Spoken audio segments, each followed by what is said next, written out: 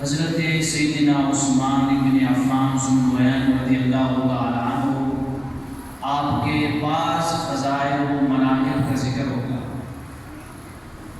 جو آیت مبارکہ میں نے تلاوت کی ہے، اس آیت مبارکہ کا ایک پس منظر ہے، سبب نزول ہے۔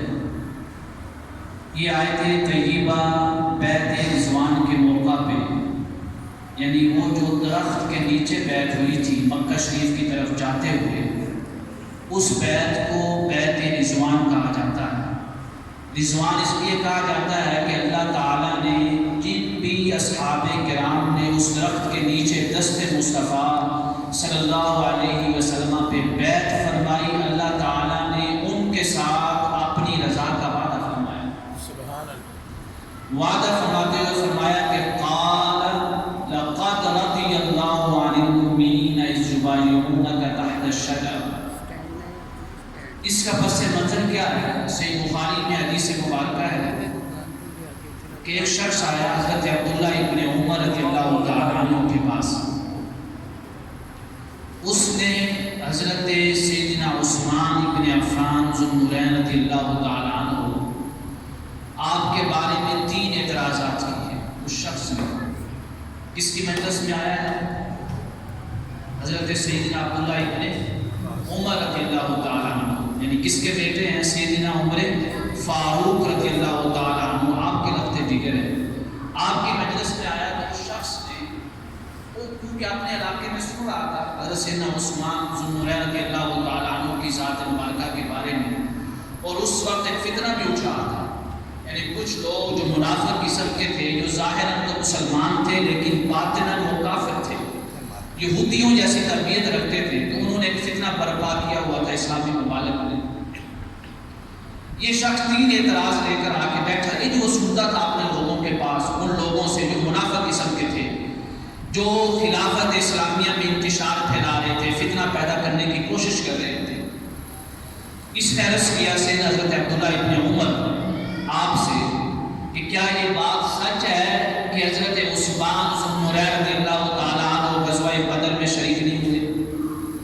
پہلا اعتراض، کیونکہ جو لوگ فتنہ پھیلا رہے تھے نا، وہ انہی 3 باتوں کا پرچار کر رہے تھے، انہی 3 باتوں کو لوگوں کے سامنے بیان کر کے سیدنا عثمان ابن عفان ذو النورین رضی اللہ تعالیٰ عنہ آپ کی شان میں تنقیص جو ہے نا اس کو نکالتے تھے تاکہ لوگ آپ کی تنقیص کی طرف آئیں۔ تو اس شخص نے عرض کیا کیا یہ بات سچ ہے کہ حضرت عثمان ذو النورین رضی اللہ تعالیٰ عنہ غزوہ بدر میں شریک نہیں ہوئے؟ آپ نے فرمایا نعم، یہ بات سچ ہے۔ اس شخص نے دوسرا سوال پوچھا، کیا یہ بات سچ ہے کہ حضرت سیدنا عثمان ابن عفان رضی اللہ تعالیٰ عنہ غزوہ احد میں جب کفار نے پیچھے سے حملہ کیا اور صحابہ کرام رضوان اللہ تعالیٰ علیہ اجمعین نے وہ غار چھوڑ دی تھی، اس کے بارے میں آقا کریم علیہ السلام نے فرمایا کہ اگر تمہیں لگے فتح مل گئی ہے تب بھی سراغ کو نہیں چھوڑنا ہے، یہاں پہ ڈٹے رہنا ہے جب تک میرا پیغام نہ آ جائے اور میں نہ کہہ دوں کہ جگہ کو چھوڑ دو، اس وقت تک نہیں چھوڑنا ہے۔ لیکن صحابہ کرام رضوان اللہ تعالیٰ علیہ اجمعین نے جب دیکھا کہ مسلمانوں کو فتح مل چکی ہے، کافر بھاگ رہے ہیں اور مسلمان مال غنیمت جمع کر رہے ہیں، تو صحابہ کرام نے وہ جگہ چھوڑ دی۔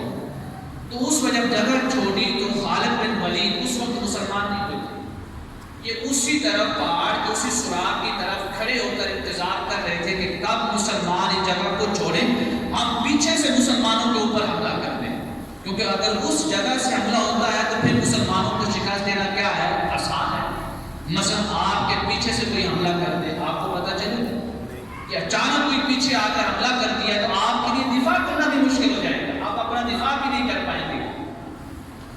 تو جب صحابہ کرام رضوان اللہ تعالیٰ علیہ اجمعین نے وہ سراغ چھوڑ دیا تو خالد بن ولید اس کو مسلمان نہیں ہوئے تھے، انہوں نے اپنے لشکر کے ساتھ مسلمانوں کے اوپر پیچھے سے حملہ کیا۔ جب پیچھے سے حملہ کیا تو اب مسلمانوں کو پتہ ہی نہیں چلا کہ وہ اپنا دفاع کیسے کریں، تو وہ اپنے دفاع کی خاطر نہ ادھر ادھر بھاگنے لگے تاکہ کوئی پناہ ملے، محفوظ جگہ ملے، وہاں پہ جمع ہو کر دوبارہ حملہ کریں کفار کے اوپر۔ اس شخص نے پوچھا کہ کیا جب مسلمان بھاگ رہے تھے حضرت عثمان ذو النورین رضی اللہ تعالیٰ عنہ بھی بھاگے تھے؟ یہ اس نے سوال کیا۔ سیدنا عبداللہ ابن عمر رضی اللہ تعالیٰ عنہ نے اس کا جواب دیتے ہوئے فرمایا نعم، ہاں، ابھی آپ نے جلدی نہیں کرنی، ابھی آگے جواب آئیں گے۔ پھر اس شخص نے تیسرا سوال کیا کہ کیا یہ بات سچ ہے کہ جو بیعت رضوان ہوئی تھی، جو درخت کے نیچے بیعت ہوئی تھی، اس بیعت میں حضرت عثمان ذو النورین رضی اللہ تعالیٰ عنہ شامل نہیں تھے، جن کے ساتھ اللہ نے اپنی رضا کا وعدہ فرمایا ہے؟ تو حضرت عبداللہ ابن عمر رضی اللہ تعالیٰ عنہ نے اس شخص سے کہا نعم، ہاں، سیدنا عثمان ابن عفان ذو النورین رضی اللہ تعالیٰ عنہ اس بیعت میں شامل نہیں تھے۔ یہ تین اعتراض تھے جو سبب بن رہے تھے ان لوگوں کے لیے کہ وہ مسلمانوں کے دلوں میں حضرت عثمان غنی رضی اللہ تعالیٰ عنہ کی شان میں تنقیص پیدا کرے، شان کو کم کرے، ان کے خلاف ایک فتنہ پیدا کرے۔ ہمارے آج کے دور میں بھی ایسا ہوتا ہے، ایک بات ہوتی بھی نہیں ہے، اگر کوئی جھوٹی تہمت لگا دے تو لوگ اس کے پیچھے پڑ جاتے ہیں کہ یار آپ نے ایسا کیا ہے، آپ نے کوئی ایسا فعل کیا ہے۔ اگر وہ شخص پیٹتا بھی رہے نا، شور بھی بجاتا ہے، اس کے پاس گواہ بھی اور وہ کہتا رہے کہ یار میں نے نہیں کیا ہے، تو لوگ پتہ کیا کرتے ہیں، اس کی بات پہ اعتماد نہیں کرتے، لوگ کہتے ہیں یار اس نے بات کیوں کی اگر آپ نے ایسا نہیں کیا ہے۔ یہ ہمارے دور میں بھی ایسا ہے، اور یہی ہوا ہے عثمان غنی رضی اللہ تعالیٰ عنہ کے دور خلافت میں۔ یہ شخص نا تین اعتراض کر کے اس کا جواب جب نہ میں ملا، ہاں میں ملا، تو یہ اٹھ کر چلنے لگا، چل دیا۔ آپ نے فرمایا تعال سأبین لک، ابھی دوبارہ میرے پاس بیٹھ، میں تمہیں ان تینوں سوالوں کا جواب وضاحت کے ساتھ دیتا ہوں، تاکہ جب تو اپنے قبیلے والوں کے پاس واپس جائے تو تیرے سینے کے اندر یہ میرے تینوں جواب ہوں۔ یہ تینوں جواب جب تک تیرے سینے میں رہیں گے، اس سینے میں عثمان کی محبت کم نہیں ہوگی۔ سبحان اللہ۔ آپ نے پہلا جواب دیا، پہلا آپ نے فرمایا تم نے یہ پوچھا ہے نا کہ عثمان غنی رضی اللہ تعالیٰ عنہ غزوہ بدر میں شریک نہیں ہوئے، جانتے ہو کہ غزوہ بدر کے دوران آقا کریم علیہ السلام کی نقل جگر، آپ کی صاحبزادی سیدہ رقیہ جو اس وقت حضرت عثمان غنی رضی اللہ تعالیٰ عنہ کی زوجہ محترمہ تھی، آپ بیمار تھی، بہت زیادہ بیمار تھی۔ اب ان کی تیمارداری کرنے کے لیے، ان کی دیکھ بھال کے لیے پیچھے کوئی بھی نہیں تھا، تو میرے آقا کریم علیہ السلام نے فرمایا کہ آپ ان کے پاس رہو، جتنے بھی لوگ غزوہ بدر میں شریک ہو رہے ہیں، جتنا ثواب ان کو ملے گا اتنا ثواب بھی حضرت عثمان غنی کو بھی ملے گا۔ سبحان اللہ۔ آپ کی شان یہ ہے، حضرت عبداللہ ابن عمر نے اس شخص کا جو ارادہ تھا، جو آثار بتا رہے تھے چہرے کے لیے، فتنہ پیدا کرنے کے لیے پوچھ رہا ہے، تو آپ نے اس کا فتنہ دور کر دیا، دل کی جو میل تھی اس کو دور کیا، اور فرمایا کہ حضرت عثمان غنی کی شان یہ ہے کہ لوگ غزوہ بدر میں شریک ہوئے، تب بدر میں شرکت کا ثواب ملا، لیکن حضرت عثمان غنی کی ذات وہ ذات پاک ہے کہ جو شریک بھی نہیں ہوئے ہیں، لیکن بدر میں شریک ہونے والوں کے برابر مصطفیٰ نے ثواب عطا کر دیا ہے۔ سبحان اللہ۔ اور اتنا ہی نہیں بلکہ یہ فرمایا کہ شخص سن، غور سے سن جو میں جواب دے رہا ہوں، اور فرمایا جو جواب دے رہا ہوں اور ان کو یاد رکھ، اور انہی جواب کے ساتھ اپنے قبیلے والوں، اپنے علاقے والوں کی طرف چلا جا، ان جوابات کو بھولنا نہیں ہے۔ جو شخص بھی حضرت عثمان غنی رضی اللہ تعالیٰ عنہ کی ذات اقدس پہ اعتراض کرے، اس کو میرے یہ تین جواب سنا دیں۔ آپ نے فرمایا اتنا ہی نہیں، ثواب ہی نہیں، بلکہ فرمایا عثمان اگر تو میری لفظ جگر کے پاس رہتا ہے، ان کی دیکھ بھال کرتا ہے، تو جتنا حصہ بدر میں شریک ہونے والے اصحاب کرام کو ملے گا، اتنا ہی حصہ عثمان غنی کو بھی ملے گا۔ سبحان اللہ۔ اس سے بھی برابر کا شریک کیا ہے، اور اجر میں بھی برابر کا شریک کیا ہے کہ جتنا اجر بدر میں لگنے والوں کو مل رہا ہے، اتنا ہی اجر اس عثمان کو بھی مل رہا ہے جو مصطفیٰ کی بیٹی کی دیکھ بھال کر رہا ہے، سبحان اللہ، کہ مصطفیٰ کی لہو جگر کی دیکھ بھال کر رہا ہے۔ آپ نے فرمایا میرے پہلے سوال کا جواب تھا۔ دوسرا سوال انہوں نے یہ کیا کہ کیا غزوہ احد میں حضرت عثمان غنی بھاگے تھے؟ آپ نے فرمایا وہ بھاگے تھے اپنے آپ کو ایک پناہ گاہ میں لینے کے لیے تاکہ دوبارہ حملہ کر سکیں، لیکن تو جانتا ہے کہ اللہ تعالیٰ نے ان کے ساتھ کیا وعدہ فرمایا؟ آج آپ دیکھ لیں ہماری بعض جو لوگ اپنی کتابوں میں، اسٹیجوں پہ بیٹھ کر، مسجد پہ بیٹھ کر، ممبروں پہ بیٹھ کر وہ یہی اعتراض اٹھاتے ہیں صحابہ کرام کی ذات اقدس پہ، نفوس قدسیہ پہ، کہ وہ غزوہ احد میں بھاگ گئے تھے۔ غزوہ احد میں مصطفیٰ کو تنہا چھوڑ دیا تھا، حالانکہ وہ قرآن پاک اس آیت کو چھپاتے ہیں۔ آپ نے عبداللہ ابن عمر نے رضی اللہ تعالیٰ عنہ، آپ نے اس شخص کے سوال کا جواب دیتے ہوئے فرمایا تا قیامت میرے اس جواب کو تم نے نہیں بھولنا ہے، اگر کوئی بھی یہ اطلاع میرے سامنے دوبارہ کرے تو میرا یہی جواب اس کو سنا دینا ہے۔ فرمایا کہ اللہ تعالیٰ نے ان نفوس قدسیہ کے ساتھ یہ وعدہ کیا ہے، وَلَقَدْ عَفَا اللَّهُ عَنْهُمْ، کہ تمہارا رب تم سے راضی ہے۔ سبحان اللہ، سبحان اللہ۔ ان نفوس قدسیہ سے جو غزوہ احد میں اپنے آپ کو چھپانے کے لیے بھاگے تھے تاکہ دوبارہ حملہ کر سکیں، قرآن نے ان کی شان بیان کرتے ہوئے فرمایا وَلَقَدْ عَفَا اللَّهُ عَنْهُمْ، یہ وہ نفوس قدسیہ ہیں کہ جن کے ساتھ اللہ تعالیٰ نے اسی دنیا میں رہ کر اپنی مغفرت کا اعلان بھی سنا دیا اور بخشش کی بشارت بھی سنا دی ہے۔ سبحان اللہ، سبحان اللہ۔ میں تمہیں اعتراض کر کے آیا ہے، یہ تو وہ نفوس قدسیہ ہیں کہ قرآن میں جو تا قیامت پڑھا جائے گا، اس کے بعد کوئی کتاب نازل نہیں ہوگی، اس قرآن میں ان کی بخشش کا وعدہ کرتے ہوئے فرما دیا وَلَقَدْ عَفَا اللَّهُ عَنْهُمْ، اللہ تعالیٰ نے ان کو معاف کر دیا ہے، ان کی مغفرت کا اعلان سنا دیا ہے۔ سبحان اللہ۔ وہ شخص مطمئن ہوا۔ آپ نے فرمایا تم نے تیسرا اقرار یہ کیا ہے کہ وہ بیعت رضوان میں شامل نہیں تھے۔ پہلے دو اعتراضوں کا جواب ملا آپ کو یا نہیں؟ ذہن میں رہ گئے یا نہیں؟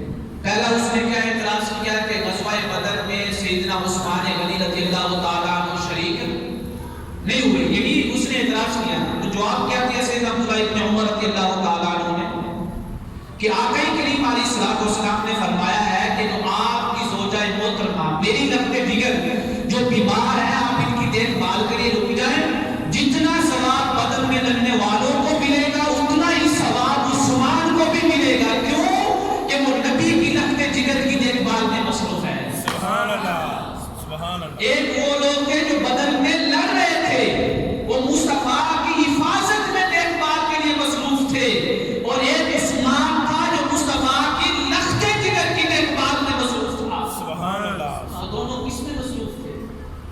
مصطفیٰ کے دفاع میں مصروف تھے۔ تو فرمایا عثمان تو وہ ہے کہ تو بدر میں شریک بھی نہ ہو تب بھی تجھے بدر میں شریک ہونے والوں کے برابر ثواب ملے گا۔ یہ آپ نے اتنا یاد رکھتے ہیں، یہ آپ کے سامنے لوگ اعتراض کرتے ہیں بازاروں میں بیٹھ کر، دکانوں پہ بیٹھ کر، جو آپ کے ساتھ بدعقیدہ لوگ بیٹھے ہوتے ہیں۔ یہ خطبہ جمعہ ہوتا کیوں ہے؟ تاکہ آپ کچھ نہ کچھ مسائل تو یاد رکھ سکیں، آپ بھی تو کچھ دفاع کریں صحابہ کرام کا جن کے بارے میں قرآن نے کہا ہے وَكُلًّا وَعَدَ اللَّهُ الْحُسْنَىٰ، اے میرے محبوب آپ نے آپ کے ہر یار کے ساتھ جنت کا وعدہ فرما دیا ہے۔ سبحان اللہ۔ آپ بھی تو یاد رکھیں۔ پہلے اعتراض کا یہ جواب دیا کہ آقا کریم علیہ الصلوۃ والسلام نے سیدنا عثمان غنی سے فرمایا کہ بدر میں شریک ہونے والوں کے برابر آپ کو ثواب بھی ملے گا، اور جو مال غنیمت میں ان کا حصہ ہوگا ان کے برابر آپ کو حصہ بھی ملے گا۔ دوسرا جو اعتراض تھا کہ غزوہ احد میں بھاگے تھے، تو آپ نے اس اعتراض کا جواب دیتے ہوئے فرمایا کہ تو نے یہ لفظ بولا کیسے ہے کہ وہ بھاگے تھے، فرار ہو گئے تھے؟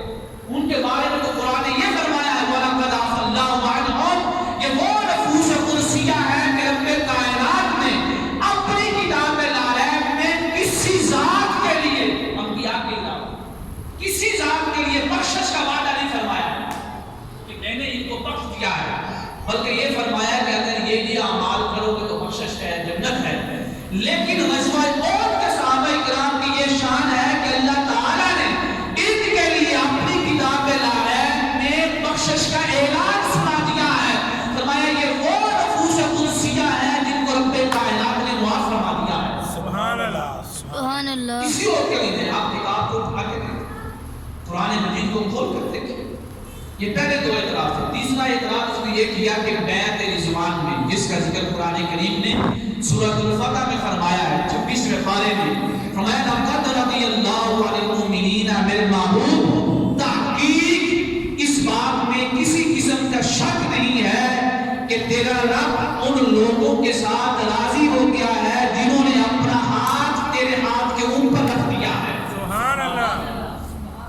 جن کے ہاتھوں نے دست مصطفیٰ کو مس کر لیا ہے، اس یبایعونک جو آپ کے ساتھ بیعت کر رہے ہیں،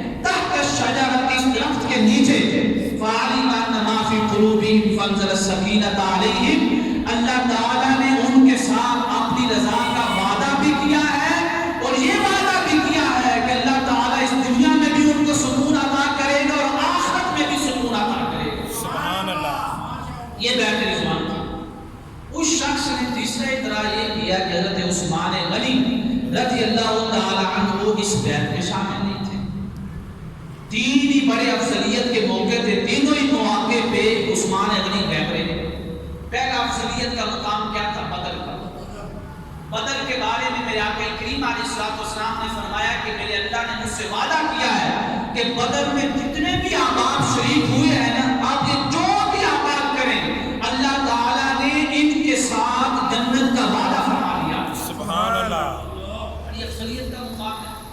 دوسرا افضلیت کا مقام تھا غزوہ احد، اور تیسرا افضلیت کا مقام تھا بیعت رضوان۔ ہم نے کہا ہے کہ اس کو رضوان کیوں کہتے ہیں؟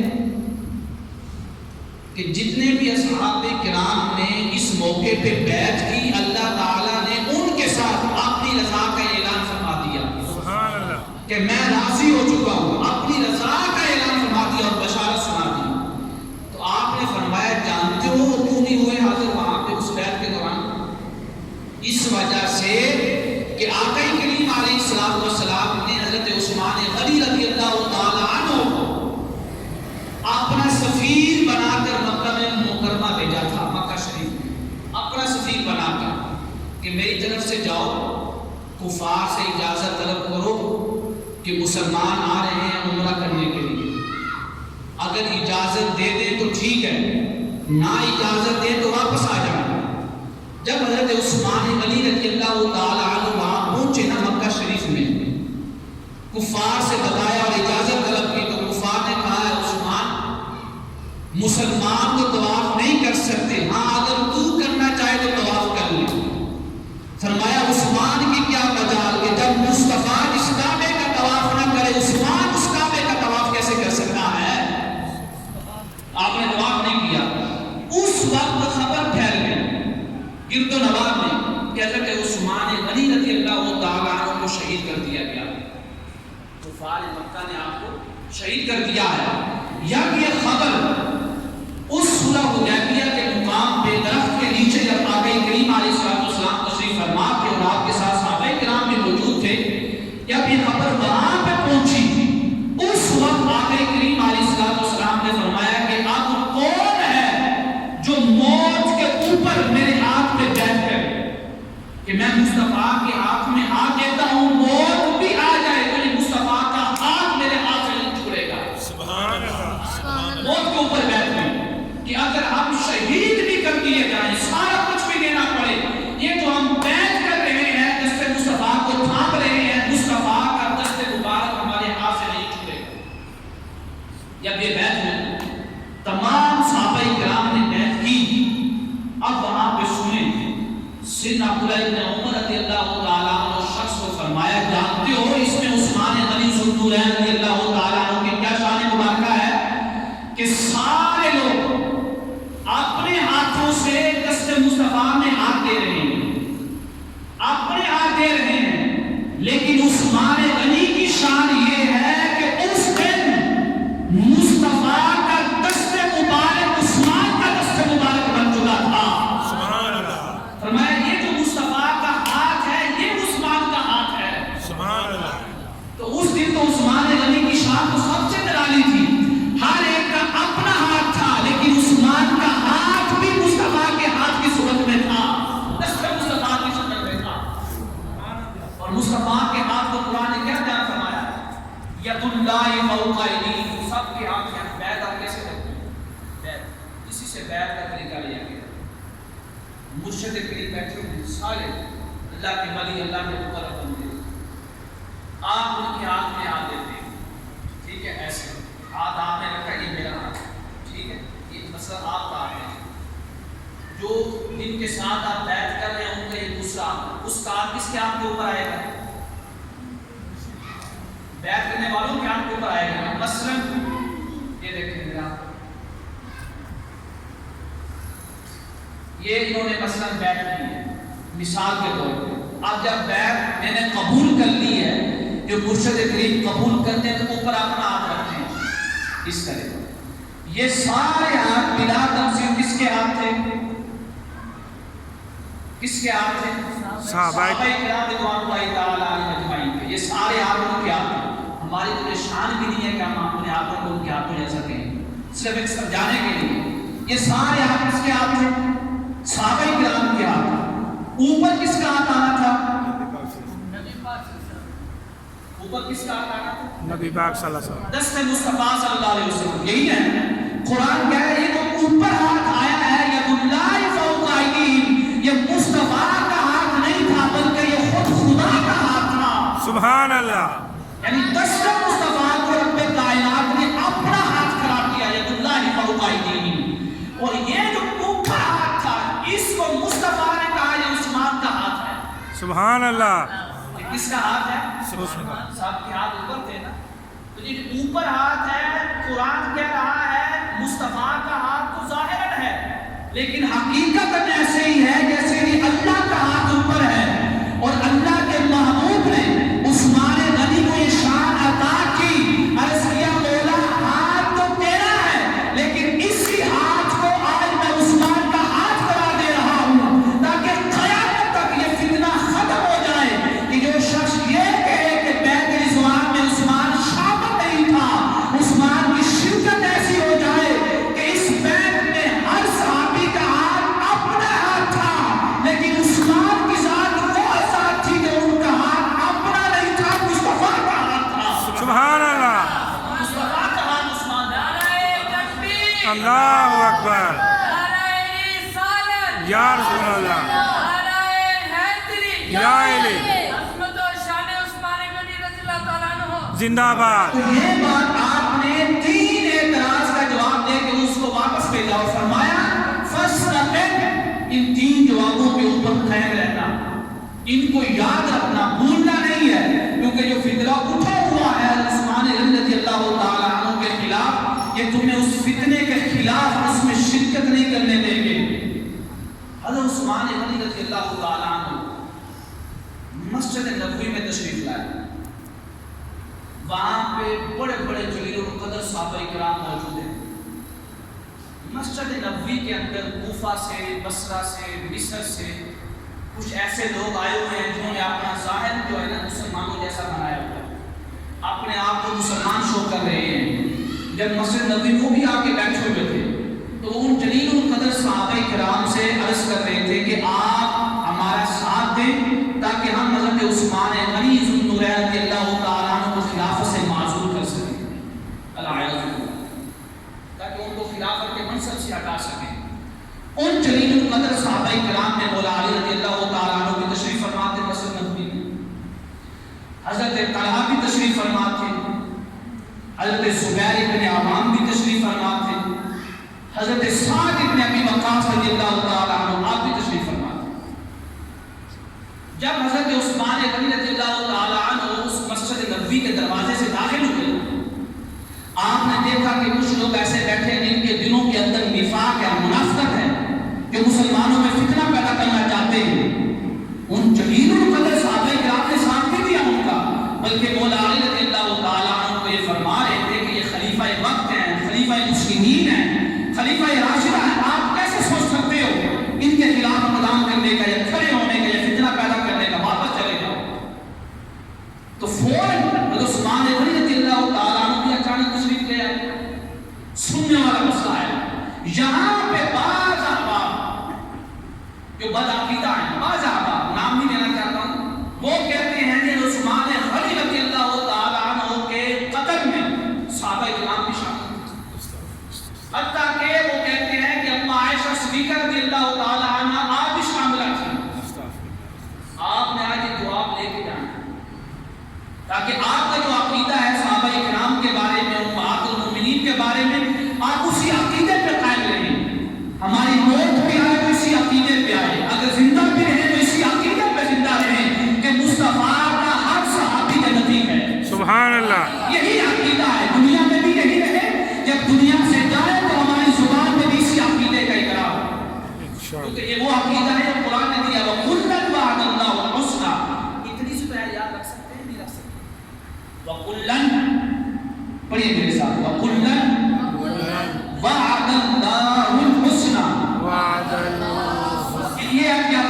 یہ صحابہ کرام کی عظمت پہ آیت کا چھوٹا سا حصہ ہے، لیکن اس آیت کے چھوٹے سے حصے نے صحابہ کرام کی ساری عظمتوں کو بند کر دیا ہے۔ سبحان اللہ۔ آیت یاد رکھتے ہیں، وَكُلًّا بڑی شرمائے نہیں، وَكُلًّا وَعَدَ اللَّهُ الْحُسْنَى۔ ترجمہ سن لیں، کتنے لفظ ہیں؟ وَكُلًّا ایک لفظ، وَعَدَ دو لفظ، اللہ الحسنى تین لفظ۔ ترجمہ یاد کریں، وَكُلًّا کا معنی ہے اور تمام، اور تمام سے مراد کیا ہے؟ صحابہ کرام اور تمام، مولا تمام کے ساتھ ہے کیا؟ فرمایا وعد اللہ، وعدہ کا معنی کیا ہے؟ وعدہ کرنا۔ وعدہ کا معنی کیا ہے؟ اللہ، کس نے وعدہ کیا؟ اللہ نے۔ الحسنى، حسنہ کا وعدہ کیا، اور حسنہ سے کیا مراد ہے؟ جنت۔ سبحان اللہ۔ حسنہ سے کیا مراد ہے؟ جنت۔ جنت۔ اب ترجمہ سنیے، وَكُلًّا وَعَدَ اللَّهُ الْحُسْنَى، اللہ نے اپنے محبوب کے تمام اصحاب کے ساتھ جنت کا وعدہ فرمایا۔ سبحان اللہ۔ اس کا وعدہ فرمایا ہے جنت۔ یہ آیت یاد رکھیں گے یا نہیں رکھیں گے؟ انشاءاللہ۔ کتنے حصے ہیں؟ چار۔ وَكُلًّا ایک، وعدہ دو، اللہ تین، الحسنى چار۔ اب میرے ساتھ پڑھیں، وَكُلًّا وعد اللہ الحسنى۔ یہ آیت آپ نے کب پڑھنی ہے؟ جب آپ کے سامنے کوئی بھی شخص حضرت عثمان غنی رضی اللہ تعالیٰ عنہ یا صحابہ کرام میں سے کسی کی بھی شان میں تنقیص کرے، تو آپ نے کہہ دینا ہے تو قرآن کی یہ آیت کیا کہہ رہی ہے؟ وَكُلًّا وعد اللہ الحسنى، کہ ہم نے اپنے مصطفیٰ کے ہر یار کے ساتھ جنت کا وعدہ کر دیا۔ سبحان اللہ۔ وہ وہیں سے بات ہے۔ اتنی آیت تو یاد رکھتے ہیں، ہو سکتا ہے کہ آیت کا یہ بھی حصہ ہمیں قبر میں بھی کامیاب کرتے اور میدان حشر میں مصطفیٰ کی پہچان بھی عطا کرتے۔ سبحان اللہ۔ وَكُلًّا وَعَدَ اللَّهُ الْحُسْنَى۔ جب حضرت عثمان غنی رضی اللہ تعالیٰ عنہ مسجد نبوی میں تشریف لائے، آپ نے وہاں پہ تمام صحابہ کرام کو قسم دیتے ہوئے فرمایا، انشدکم باللہ الذی لا الہ الا ہو، کہ میں تمہیں قسم دیتا ہوں اللہ تعالیٰ، کہ آپ نے نہیں سنا کہ آقا کریم علیہ السلام نے فرمایا، آپ نے اپنی زندگی میں تین چیزوں کے ساتھ جنت کو معلق کیا۔ فرمایا جو شخص یہ کام کرے گا اس کو جنت ملے گی۔ سبحان اللہ۔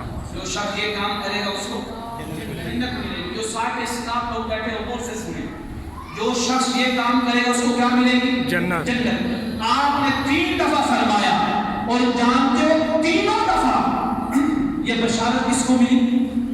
سنیے، حضرت عثمان غنی رضی اللہ تعالیٰ عنہ یہ کس کو فرما رہے ہیں؟ صحابہ کرام۔ اور کون سے صحابہ کرام ہیں؟ جلیل القدر صحابہ کرام، مولا علی جیسے، حضرت زبیر بن عوام جیسے، حضرت طلحہ جیسے، حضرت سعد بن ابی وقاص جیسے۔ یہ چاروں صحابہ کون سے تھے جن کے ساتھ میرے آقا نے جنت کا وعدہ فرما لیا؟ سبحان اللہ۔ جنت کا وعدہ فرمایا، اس کو بشارت دے دو سعد جنتی ہے، طلحہ کو بشارت دے دو طلحہ جنتی ہے، علی کو بشارت دے دو علی جنتی ہے۔ یہاں پہ اور اعتراض کا جواب سن لیں، ایک اور اعتراض کا۔ آپ جب جس کے سامنے یہ آیت پڑھو گے نا، وَكُلًّا وَعَدَ اللَّهُ الْحُسْنَى، کہ اللہ تعالیٰ نے آقا کریم علیہ السلام کے تمام اصحاب کے ساتھ کس کا وعدہ فرمایا ہے؟ جنت کا۔ جنت کا۔ وہ آپ کے سامنے یہ حدیث پیش کرے گا، اعتراض کے طور پر غور سے سنیے گا، بٹن کو چھوڑیے، پنکھا چل جائے گا۔ اگر آپ نے یہ اعتراض یاد کر لیا، سمجھ لو جمعے کا خطبہ کام آ گیا۔ وہ آپ کے سامنے حدیث پیش کرے گا کہ آپ لوگ اپنے ممبروں پہ بیٹھ کے کہتے ہو، جلسوں میں کہتے ہو، کتابوں میں لکھتے ہو، بات سنیں غور سے سنیں۔ آپ نے یہ آیت پڑھی، وہ سامنے سے کون سی حدیث پیش کرے گا آپ کا رد کرنے کے لیے؟ وہ کہے گا کہ آپ کے ممبروں پہ، آپ کی کتابوں میں اور آپ کے جلسوں میں بیان ہوتا ہے۔ یہاں بیان ہوتا ہے عشرہ مبشرہ، عشرہ مبشرہ، مبشرہ، عشرہ مبشرہ، یعنی وہ 10 صحابہ سبحان اللہ وہ کہے گا کہ آپ کے علماء یہ بیان کرتے ہیں کہ عشرہ مبشرہ صحابہ کرام ہیں. آپ سے پوچھے گا عشرہ مبشرہ سے کیا مراد ہے؟ آپ لوگ کے عشرہ مبشرہ سے مراد وہ صحابہ کرام 10 ہیں جن کے ساتھ لب مصطفیٰ سے جنت کا وعدہ نکلا ہے. سبحان اللہ زبان مصطفیٰ سے جنت کا وعدہ نکلا. وہ کہے گا ادھر ممبر پہ بیٹھ کے یہ کہتے ہو کہ صحابہ 10 جنتی ہیں، ادھر آپ بیٹھ پڑھ رہے ہو کہ ہم صحابی جنتی ہیں. سبحان اللہ یعنی ادھر آپ کہتے ہو عشرہ مبشرہ یہ جنتی ہیں 10 صحابہ کرام، ادھر آپ ہمارے سامنے یہ آیت پڑھ رہے ہو کہ نبی کے تمام صحابی جنتی ہیں. اب آپ خوش ہو، آپ کے لحاظ اعتراض تو بنتا ہے. اب اس اعتراض کا جواب تو آپ نے خطبے میں نہیں سنا کسی سے، تو جواب سن لیجیے. اہل سنت کے ہاں جب بولا جاتا ہے عشرہ مبشرہ، اس کا ہرگز یہ مطلب نہیں ہے کہ یہ صرف 10 صحابہ ہی جنتی ہیں. عشرہ مبشرہ کا مطلب یہ ہے کہ وہ 10 صحابہ کرام جن کو مصطفیٰ نے ایک مجلس میں بیٹھ کے ہوئے جنت کی بشارت سنائی ہے. سبحان اللہ یعنی ایک مجلس میں بیٹھے ہیں، اسی ایک مجلس میں 10 کا نام لے کر جنت کی بشارت سنائی. لیکن جو الگ الگ مجلسوں میں صحابہ کو جنت کی بشارتیں سنائی وہ اس میں شامل نہیں ہے. تو عشرہ مبشرہ سے کیا مراد ہے کہ صرف 10 جنتی نہیں بلکہ وہ 10 جنتی جن کو ایک ہی مجلس میں زبان مصطفیٰ سے جنت کی بشارت ملی ہے. سبحان اللہ آقا کریم علیہ السلام بیٹھے ہوئے عرض کیا سیدنا ابوبکر صدیق آگے، آپ نے فرمایا اجازت اندر بھیج دو. اجازت کے ساتھ فرمایا آپ بشیرہ ولک الجنہ. آپ نے فرمایا اندر بھی لے آؤ اور ساتھ بشارت بھی دے دو کہ ابوبکر جنتی ہے. اس کے بعد سیدنا عمر فاروق رضی اللہ تعالیٰ عنہ آگے اجازت طلب کی.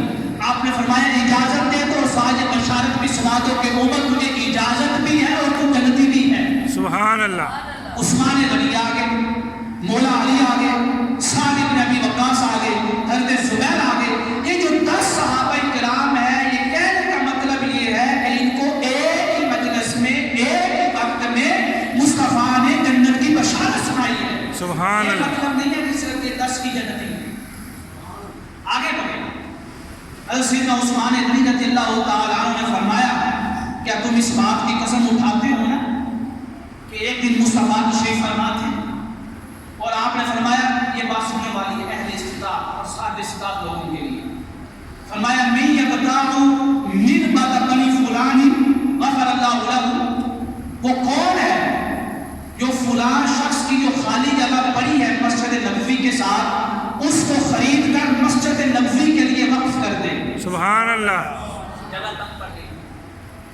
آقا کریم علیہ السلام نے اعلان فرمایا کون ہے وہ شخص جو مسجد نبوی کے بعد ان لوگوں کی جگہ خالی پڑی ہے جہاں پہ اونٹ باندھے ہوئے ہیں، جانور باندھے ہوئے ہیں، اس جگہ کو خرید کر مسجد نبوی کے لیے وقف کر دے.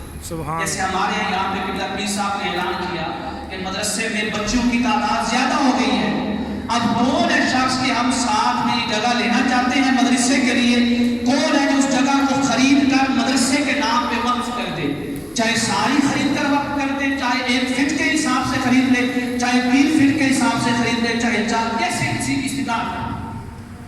میرے آقا کریم علیہ السلام نے فرمایا کون ہے جو اس جگہ کو خریدے، وہ خرید کر مسجد کے نام پہ وقف کرے گا، اللہ تعالیٰ اس کو جنت کی بشارت سناتا ہے. سبحان اللہ پہلا اعلان جنت کا.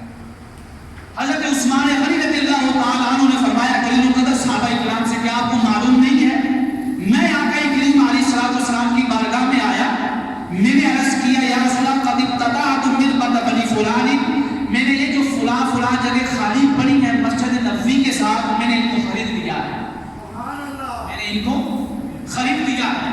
تو آقا کریم علیہ السلام نے فرمایا فجعلہ فی مسجدنا واجرہ لک، یہ جو تم نے جگہ خریدی ہے اس جگہ کو ہماری مسجد کے لیے وقف کر دے. سبحان اللہ ہماری مسجد کے لیے وقف کر دے.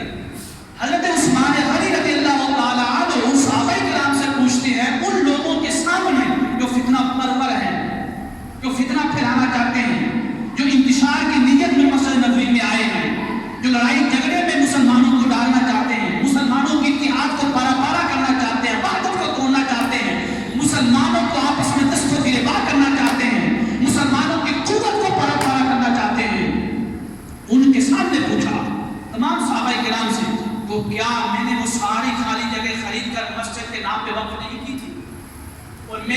نے مجھے جنت کی بشارت نہیں سنائی تھی؟ فقالوا نعم، تمام صحابہ کرام نے یک زباں ہو کر کہا کہ عثمان غنی جو کہہ رہا ہے وہ سچ ہے۔ سبحان اللہ۔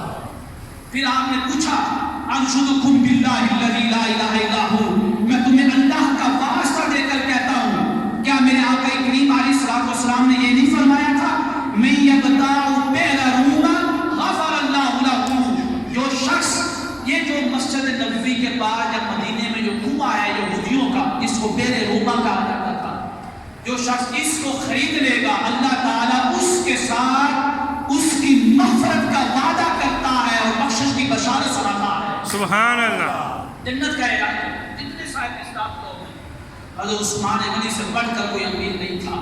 بے شک بے شک اگر امیری ہو تو ایسی ہو بے شک بے شک جو اللہ کے کاموں کے لیے وقف ہو جائے، جائیداد ہو ایسی ہو کہ کبھی مسجد کے نام پہ وقف کر رہے ہیں اور کبھی مسلمانوں کی فلاح و بہبود کے لیے وقف کر رہے ہیں اور کبھی دینی درسگاہوں کے لیے وقف کر رہے ہیں، ایسی امیری ہو تو وہ امیری بری نہیں ہے بلکہ فخر کا سبب بنتی ہے، نجات کا سبب بنتی ہے۔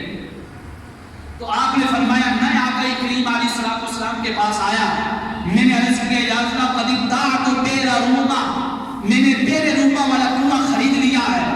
آقا کریم علیہ الصلوۃ والسلام نے فرمایا تھا فجعلها سقایۃ للمسلمین واجرها لك، اے عثمان جو تم نے کنواں خریدا ہے نا، اس کنویں کو مسلمانوں کے لیے وقف کر دے، جو جتنے گھونٹ پیے گا ہر گھونٹ کے بدلے جو اجر ہوگا وہ عثمان غنی کے نامہ اعمال میں لکھا جائے گا۔ سبحان اللہ۔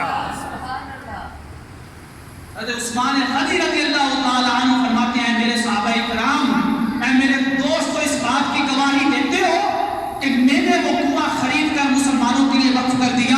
فقالوا نعم، مسجد نبوی میں آواز بلند ہوئی، آواز بلند ہوئی، سب نے یکجا ہو کر کہا نعم، یہ عثمان کہہ رہے ہیں وہ سچ ہے۔ سبحان اللہ۔ حضور نے جنت کا وعدہ بھی فرمایا، وہ جنت کا وعدہ بھی عثمان کو ملا ہے۔ پھر آپ نے فرمایا انشدکم باللہ الذی لا الہ الا ھو، میں تمہیں اللہ کے نام کا واسطہ دے کر کہتا ہوں، کیا آقا کریم علیہ الصلوۃ والسلام نے نہیں فرمایا تھا میں یجہز جیش العسرۃ غفر اللہ لہ، یہ جو لشکر جا رہا ہے کس کی طرف جا رہا تھا؟ روم کے خلاف لڑنے کے لیے، جو اپنے دوست رسول پر پابند تھا، اس کو آپ غزوہ تبوک بھی کہتے ہیں۔ گرمیوں کا سخت ترین دن ہے، پھل پکے ہوئے، جو بغداد کے پھل تھے وہ پکے ہوئے ہیں، ہر شخص اپنے پھلوں کو توڑنے کے لیے جا رہا ہے۔ سنیں صحابہ کرام کی زندگیوں کے واقعات کہ کس طرح انہوں نے اپنی دولت، اپنا مال، اپنی جائیداد مصطفیٰ کے قدموں پہ قربان کر دی۔ سبحان اللہ۔ مصطفیٰ کی لبیک پہ لبیک کہتے ہوئے ساری جائیدادیں مصطفیٰ کے نام پہ قربان کر دی، اسلام کے نام پہ قربان کر دی۔ کتنے ہیں ہم میں سے کہ جن کے پاس جائیداد بھی ہے، مال بھی ہے، بینک بیلنس بھی ہے، سب کچھ ہے، لیکن مسجدوں میں اعلان ہوتا ہے کہ اللہ کے لیے اس مسجد کو اتنے پیسوں کی ضرورت ہے۔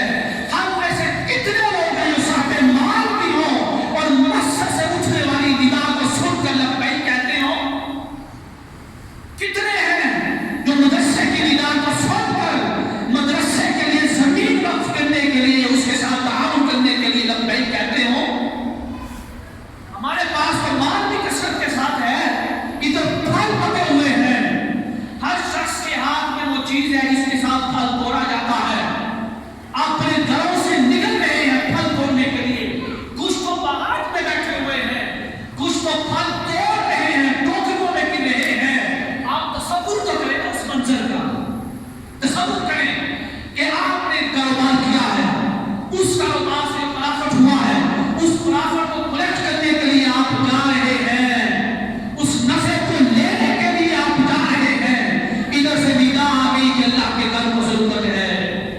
تصور کریں آپ اپنا سارا پرافٹ لینے جا رہے ہیں، آپ اپنی ساری جمع پونجی لینے جا رہے ہیں، ادھر کچھ توڑنے کے لیے نکل رہے ہیں۔ وہ منظر یاد کریں مسجد نبوی کا، مدینہ شریف کی فضا کا، صحابہ کرام کا، کچھ لوگ گھروں سے نکل رہے ہیں پھلوں کو توڑنے کے لیے، کچھ لوگ باغات میں پہنچ چکے ہیں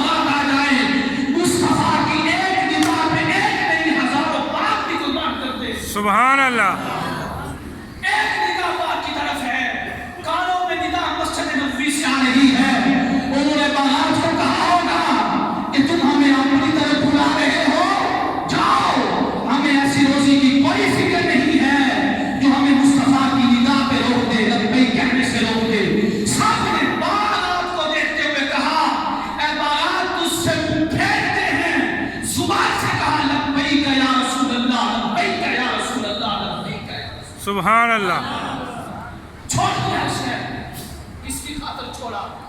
کس کی خاطر؟ مصطفیٰ کی خاطر چھوڑا۔ مصطفیٰ کی خاطر کیوں چھوڑا؟ تاکہ مصطفیٰ کی آنے والی امتوں کی زبان پہ یہ جاری ہو سکے، لا الہ الا اللہ محمد رسول اللہ۔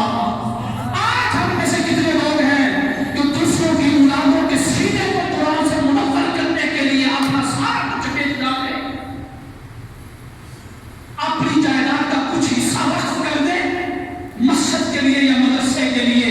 ان لوگوں نے اپنی نسلوں کے لیے کچھ نہیں کیا، اپنی ذات کے لیے کچھ نہیں کیا۔ باغات کی طرف ندا ہے، قیامت تک آنے والی محبوب کی امت کے بارے میں سوچا کہ وہ آئے تو اپنی زندگی تلواروں کے سائے میں نہ گزاریں، بلکہ امن کی چادر کے نیچے رہ کر زندگی گزار کر چلے جائیں۔ ایک شخص اللہ کی قسم تفسیر قرطبی میں ایک شخص اس کے باغات کی اتنی کثرت تھی، اللہ کی قسم تفسیر قرطبی اٹھا کر دے، اگر تیرا ایمان تازہ نہ ہو جائے تو پھر کہنا کس میں ہے یہ ایمانی جذبہ، ہم میں سے کون ہے؟ ایک شخص کھڑا ہو جائے، وہ شخص کے باغات کی اتنی کثرت تھی، امام قرطبی کہتے ہیں کہ ڈیریوں کی ڈیریاں لگی ہوئی ہیں، ڈیریوں کی ڈیریاں ہیں، گاہک بیٹھے ہوئے خریدنے والے۔ آج کے دور کے مطابق کروڑوں میں اس کی قیمت تھی، کروڑوں میں، اربوں میں قیمت تھی صرف اس کے ایک باغ کے پھل کی پیداوار کی۔ اس نے جب مسجد نبوی سے آنے والی ندا کو سنا کہ مصطفیٰ بلا رہے ہیں، اس نے جملہ بولا اپنی اولاد کو، اپنی بیوی کو سامنے بٹھا کر کہ اگر یہ ساری پیداوار کو آگ بھی لگ جائے، اگر یہ ساری اربوں میں نہیں کھربوں میں بھی ہو، تب بھی مصطفیٰ کا یہ غلام کھربوں کی پیداوار کو ٹھوکر مار کر لبیک یا رسول اللہ کہتے ہوئے مسجد نبوی میں جمع ہو جائے گا۔ سبحان اللہ کون ہے آج ہم میں سے کون ہے؟ ہم تو ایک جمعہ بھی پڑھنے کے لیے ٹائم پہ نہیں نکلتے ہیں گھروں سے، اپنی جیبیں خرچ کریں گے۔ آپ کا حساب لگا ہے عثمان غنی کی دولت کا، حضرت عبد الرحمن ابن عوف، آپ نے صرف ایک وقت میں جو اللہ کی راہ میں خرچ کیا، ایک وقت میں لبیک یا رسول اللہ کہتے ہوئے، جانتے ہو کتنی قیمت تھی؟ جانتے ہو؟ بتاؤ ہم، اللہ اکبر، آپ نے صرف ایک وقت میں، اللہ کی قسم ایک وقت میں، اس وقت جو مصطفیٰ کے قدموں میں رکھا، اس کی قیمت تھی آج کے دور کے مطابق 70 لاکھ روپیہ۔ سبحان اللہ 70 لاکھ روپیہ۔ ہم تو 1000 بھی نہیں دیتے ہیں، 100 بھی نہیں دیتے ہیں۔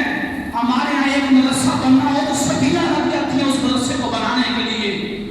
حضرت عبد الرحمن بن عوف نے 70 لاکھ روپیہ مصطفیٰ کے قدموں میں رکھ کر عرض کیا، یا رسول اللہ اگر اور بھی چاہیے تو عبد الرحمن بن عوف اپنے آپ کو بھی بیچ ڈالے گا، اپنے آپ کو بھی بیچ ڈالے گا۔ اللہ اکبر۔ غزوہ تبوک کے موقع پہ، یہ بھی بیان نہیں ہے غزوہ تبوک کا، عثمان غنی رضی اللہ تعالیٰ عنہ نے فرمایا، اے میرے دوستوں بتاؤ تو صحیح، اللہ کی قسم دے کر کہتا ہوں، کیا غزوہ تبوک کے موقع پہ مصطفیٰ نے نہیں فرمایا تھا کہ پورے لشکر کو تیار کرے گا؟ ایک اونٹ کو نہیں، ایک گھوڑے کو نہیں، ایک صحابی ایک سپاہی کو نہیں، پورے لشکر کو تیار کرے گا، اور لشکر کی ہر سواری کو تیار کرے گا۔ غفر اللہ لہ، اللہ تعالیٰ اس کے ساتھ زبان مصطفیٰ کے ذریعے بخشش کا اعلان کرتا ہے۔ سبحان اللہ جانتے ہو اس پورے لشکر کو تیار کرنے کی قیمت کس نے دی تھی؟ مسجد نبوی میں بیٹھے ہوئے صحابہ کرام سے آپ پوچھ رہے ہیں، حساب لگاؤ، ایک اونٹ کے اوپر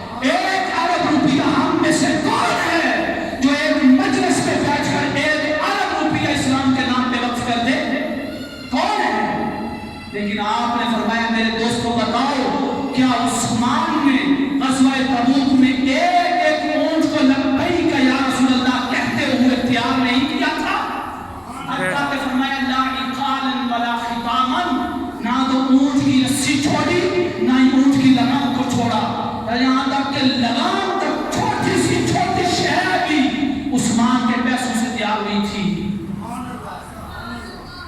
تمام صحابہ کرام نے مسجد نبوی میں بیٹھ کر لبیک کہتے ہوئے لبیک یا عثمان کہتے ہوئے قالوا نعم. اے فتنہ پرور لوگوں، جو عثمان غنی ذوالنورین کہہ رہے ہیں وہ سچ ہے، وہ سچ ہے، وہ سچ ہے. سبحان اللہ. یہ فتنہ پیدا کرنے آئے تھے.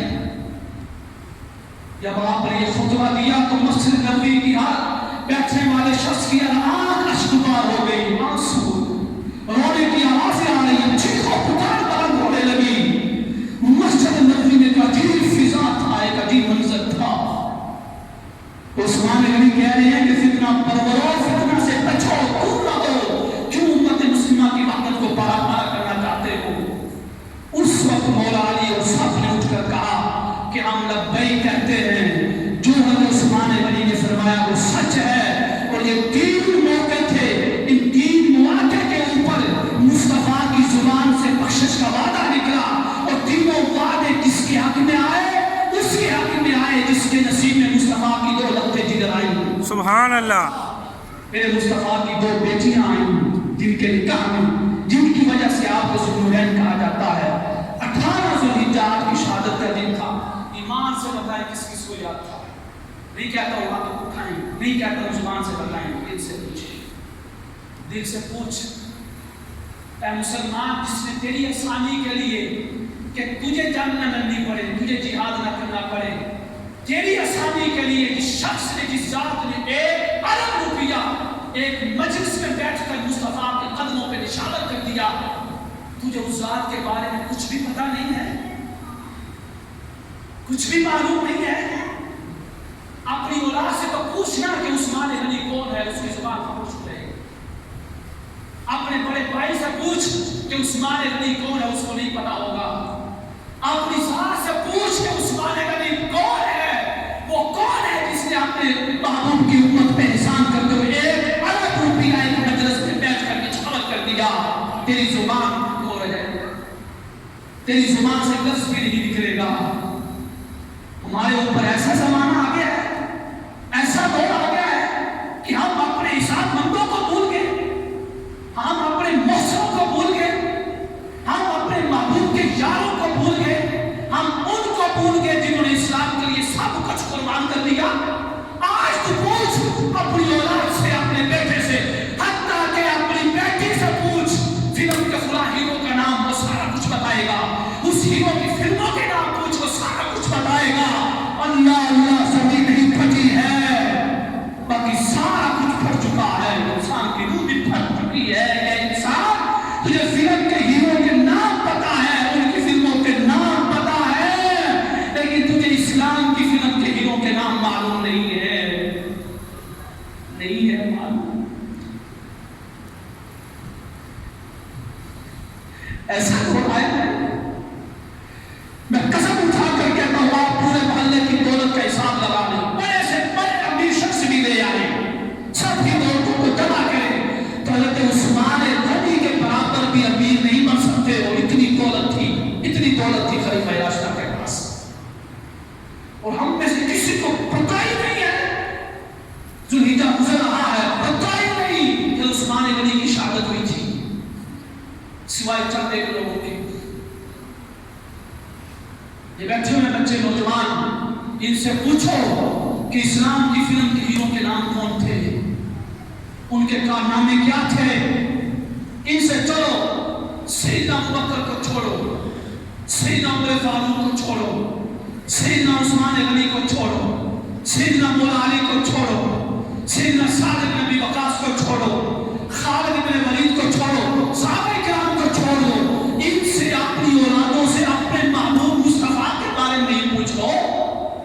اپنے مصطفیٰ کے بارے میں بھی کوئی نہیں ہے سوائے اس کے کہ لا الہ الا اللہ محمد رسول اللہ، محمد اللہ کے نبی ہیں، بس اتنا معلوم ہے. یہ معلوم نہیں قرآن نے کہا ہے لقد کان لکم فی رسول اللہ اسوۃ حسنہ، کہ ہم نے صرف یہ نہیں کہا کہ تمہیں اتنا معلوم ہو کہ محمد اللہ کے رسول ہیں. ہم تو یہ کہہ رہے ہیں لقد کان لکم فی رسول اللہ اسوۃ حسنہ، میرے محبوب کا ایک ایک لمحہ تیری اولادوں کو معلوم ہو کہ میرے کیسے تھے, سبحان اللہ, اٹھتے کیسے تھے, جاگتے کیسے تھے, دن کیسے گزارتے تھے, لوگوں کے ساتھ معاملات کیسے کرتے تھے, اپنے گھر والوں کے ساتھ کیسے رہتے تھے, بچوں کے ساتھ کیسے رہتے تھے, یہ سارا کچھ بھول گئے. ہم بھول گئے. کیوں بھولے؟ کیوں بھولے؟ یہ قرآن نے کہا لا تلہکم اموالکم ولا اولادکم فتنہ, کہ لوگوں اس اولاد کی محبت نے تمہیں اس محبت سے دور کر دیا. اس محبت کے بارے میں قرآن نے کہا کہ یہ ہر شے سے بڑھ کر ہونی چاہیے. اولاد کی محبت بھی مصطفیٰ کی محبت کے اوپر نہ آئے, لیکن تو لے آیا ہے, تو اپنی اولاد کی محبت کو مصطفیٰ کی محبت کے اوپر لے آیا ہے اللہ کے لیے. اللہ کے لیے قبل اس سے کہ ہمارا آخری سانس نکل رہا ہو, دنیا کا آخری لمحہ ہم اس دنیا میں گزار رہے ہوں, اور ہماری اولاد سیرت مصطفیٰ سے واقف ہوں, ہماری اولاد مصطفیٰ کے یاروں کے نام سے اور کارناموں سے واقف ہوں. قبل اس سے کہ تیری اولاد جمع ہے, تیری اولاد کو مصطفیٰ کی سیرت کا علم تو کیا, اس کو نماز جنازہ کی پہلی تکبیر کا علم بھی تو نے نہیں سکھایا ہے. وہ پڑھ تیرا جنازہ رہا ہے لیکن خاموش ہو کے کھڑا ہے, اس کو آتا کچھ نہیں ہے, کچھ نہیں آتا ہے, کیونکہ تمہیں سکھایا نہیں ہے. اللہ اکبر. اے نوجوانوں, اے بزرگوں, وقت ہے, اللہ کے لیے وقت ہے, وقت ہے. میرے مصطفیٰ کو پڑھو, میرے مصطفیٰ کی حیات طیبہ کو پڑھو, میرے مصطفیٰ کے اصحاب کے کارناموں کو پڑھو, تمہیں پتہ چلے کہ ان لوگوں نے دین کے لیے کیا کیا کیا اور ہم کیا کر رہے ہیں. ہم تو دن کی 5 نمازیں نہیں پڑھتے ہیں, اور ہم نے دین کے لیے کیا کرنا ہے. اللہ رب العزت کے حضور دعا ہے کہ ہم سب کو آقا کریم علیہ السلام اور آپ کے اصحاب کرام رضوان اللہ تعالی علیہ اجمعین کے ساتھ صرف سچی محبت نہیں, ان کی محبت کے ساتھ ساتھ ان کی سیرت کے بارے میں, حیات کے بارے میں جاننے کی توفیق بھی عطا فرمائے, طاقت بھی عطا فرمائے. اللہ کا شکر ادا کریں آپ کی جامعہ مسجد میں, اس کے ساتھ بچوں کا مدرسہ بھی ہے, بچیوں کا مدرسہ بھی ہے. اس سے قبل کہ دیر ہو جائے, اس سے قبل محدثین فقہا کہتے ہیں کہ تیری زندگی کی آخری اذان ہو جائے, اس اذان میں تو لبیک نہ کہہ سکے, اس سے قبل آج لبیک کہتے ہوئے ان مدارس کو آباد کر, ان مدارس کے اندر اپنی اولاد کو بھی دین کی تعلیم دلوا, تاکہ اس کو پتہ چلے کہ قرآن کیا کہتا ہے اور اللہ کے محبوب کی حدیث مبارکہ کیا کہتی ہے. جتنی طاقت کے ساتھ یہ موبائل, یہ سوشل میڈیا ہماری اولادوں, نسلوں, ہمارے عقائد کے اوپر حملہ آور ہے, اور آگے جو ہونے والا ہے یہ طاقتیں بڑھے گی, کم نہیں ہوگی, یہ طاقتیں بڑھے گی. اللہ کی قسم تمہاں رکھے گی. میرے مصطفیٰ نے ایک ایک چیز کے بارے میں بتایا تھا, موبائل کے بارے میں بتایا, پٹرول کے بارے میں بتایا, ٹیلی ویژن کے بارے میں, ایک ایک شے کے بارے میں بتایا. محدثین نے کتابیں لکھی ہیں حضور کے اوپر. یہ طاقتیں بڑھے گی. کیا ان طاقتوں کے بڑھنے کے ساتھ ساتھ ہم اپنی ایمانی طاقت کو, علمی طاقت کو بڑھا رہے ہیں؟ نہیں بڑھا رہے. موبائل اٹھاتے ہیں, پوسٹ پڑھی, کسی نے اعتراض کیا ہوا ہے, اعتراض کا جواب بھی نہیں معلوم. وقت کم ہے. آخری بات ہے, ہاتھ باندھ کے عرض کرتا ہوں اللہ کے لیے, قبل اس سے کہ یہ آلات اور یہ سوشل میڈیا اور یہ سوشل نیٹ ورک ہماری ایمانی طاقت کو ختم کرتے, اس سے قبل ہمیں اپنے ایمان کے ساتھ ساتھ علمی طاقت کو بڑھانا ہوگا, دین کی تعلیم کی طاقت کو بڑھانا ہوگا, تاکہ ان کے اوپر جس طرح غیر دینی قوتیں اسلام کے بارے میں شکوک و شبہات پیدا کر رہی ہیں, ہم اسی اسلام کی حقانیت کو واضح کر سکیں, اسی اسلام کی صداقت کو واضح کر سکیں, اسی اسلام کی اصلی شکل و صورت کو واضح کر سکیں. اللہ اکبر.